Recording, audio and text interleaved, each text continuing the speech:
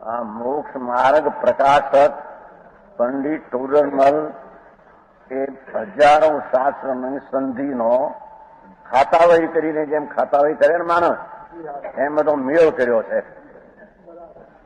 એમાં 7મો અધ્યાય ચાલે છે.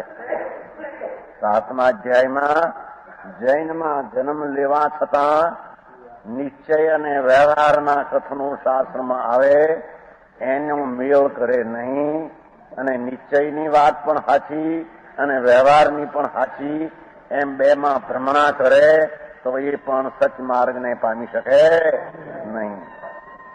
સમજાણું કાંઈ? અહીંયા આવ્યું છે આપણે જુઓ.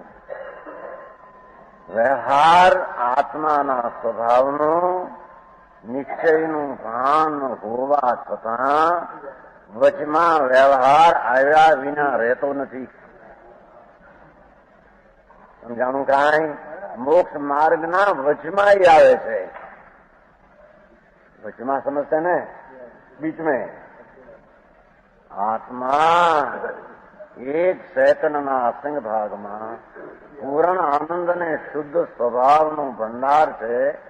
એવી ચૈતન ચમત્કાર વસ્તુ ઉપર દ્રષ્ટિ પડતા નિશ્ચય સમ્યક દર્શન, નિશ્ચય સમ્યક જ્ઞાન અને નિશ્ચય સ્વરૂપ આચરણની દિશા પ્રગટ થાય છે. ભૂષણજી, પછી એને વ્યવહાર આવે છે ખરો. દેવગુરુ શાસ્ત્રની શ્રદ્ધાનો રાગ, દયા, દાન, વ્રત, ભક્તિ, પૂજાનો ભાવ, પણ એ બધા બંધનના કારણ છે, પુણ્યના બંધનના કારણ છે. એને વ્યવહારે મોક્ષનો માર્ગ એવું વ્યવહાર નહીંના કથનથી આરોપે કહેવાય છે. ખરેખર મોક્ષનો માર્ગ એવો વચમાં આવે છે. એને કોઈ કહે છે કે આદરણીય છે, ત્યારે જ્ઞાની અહીં એમ કે છે કે આવે છે તે જાણી લો પ્રયોજનવાન. અનિલભાઈ, આવે છે ખરો.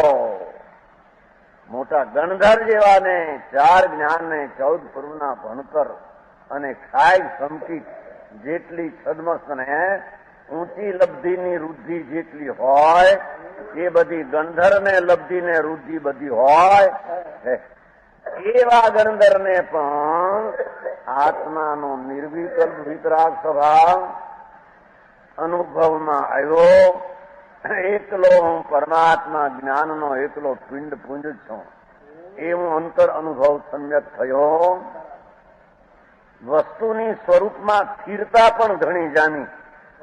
ચારિત્ર એટલે ચરમું સ્વરૂપમાં, છતાં ગંધર્વોને પણ બારંગની રચનાનો વિકલ્પ, ભગવાનની ભક્તિનો વિકલ્પ રાગ, ભગવાનના વાણીના શ્રવણ કરવાનો રાગ, 28 મૂળ ગુણના પાળવાનો એટલે આવે છે. તેને વ્યવહાર નહીં એમ કહેવામાં આવે કે પાળવામાં 28 મૂળ ગુણ પાળવામાં આવે છે. ખરેખર પણ એવા ભાવ મુનિ સાચા સંતને અંતર અનુભવના પ્યાલા ચારિત્ર સહિતના ફાટ્યા. એને પણ વચ્ચે દયા, દાન, ભક્તિ, પૂજા એવા પ્રભાવના ભાવ આવે. પણ એ આદરણીય છે, નિશ્ચયથી અંગીકાર કરવા લાયક છે એમ નથી. સમજવાય? સમજાવવાનું આમાં? પણ એ નથી આવતો. વ્યવહાર હોય જ નહીં સમ્યક દ્રષ્ટિને. એ તો એકલો વિતરાગ ભાવ જ માં પડ્યો રહે એવું બની શકતો નથી. બરાબર હે? સમજ નહીં?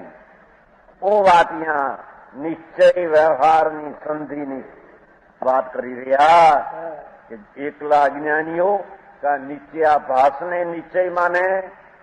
નિત્યાભાસ એટલે વ્યવહાર, રાગ, દયા, દાન આદિ ભાવ આવે એને સમજે નહીં, લાવે નહીં, ઓળખે નહીં, કરે નહીં. અને એકલો આત્મા વિતરાગ વિતરાગ વિતરાગ વિતરાગ કર્યા કરે. એકલો આત્મા જ્ઞાતા દ્રષ્ટા છે એને કઈ વલગાર રાગનો વાત હતી, પણ એ ઉઘડ્યા વિના એકલા રાગની ક્રિયા શુભની છે એ પણ જો છોડી દે તો પુણ્યબંધ પણ જાય અને ધર્મ તો છે નહીં. સમજાય છે કાંઈ? અને પુણ્યબંધ વાળા જ રાજજીવો એને કરતા કરતા આપણું કલ્યાણ આમાંથી થાય છે. રસ્તો આ છે, રાગ દયા કસાય મંદ એમ માનનારા પણ મૂંડ જીવો વ્યવહારા ભાષી મિથ્યાદર્શી છે. સમજાણું કાંઈ? એકલા નિત્યા ભાસવાળા, એકલા વ્યવહારા ભાસવાળા અને એ નિશ્ચય સહિતના વ્યવહાર વાળા, એમ ત્રણ વાત ચાલે છે આમાં. સમજાણું કાંઈ આના?